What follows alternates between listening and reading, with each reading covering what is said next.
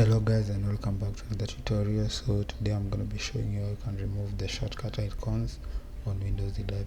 You're going to open the run command using Windows plus R, or just right click on the Windows and click on run. Then you're going to type in regedit. When it opens, you're going to navigate to this,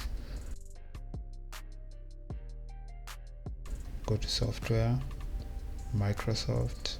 Then when you're on Microsoft, you want to scroll down all the way till you find Windows. Then on your Windows, you expand it, current version, you expand it also.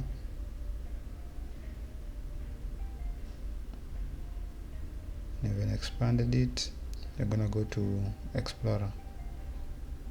So when you're in Explorer, you want to right click on Explorer, then create new key. When you've created a new key, write it as I've written, shell icons, then click on enter.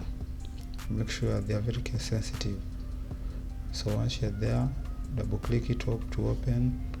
Then once you right click, new string value, and I want you to type this into the dialog box that shows. Make sure you type it as it is, otherwise it won't work.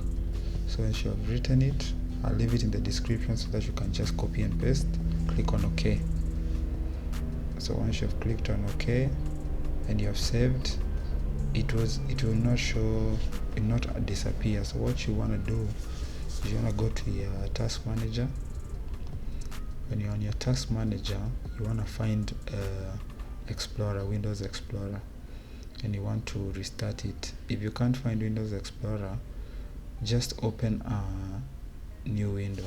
So just opening a new window, as you can see it's not there, so but when I open a new window, it will show. So once it shows, you want to restart. So you restart your desktop, and as you can see now, all icons are gone, shortcut icons. So like and share with somebody who wanted to do this. Bye, peace.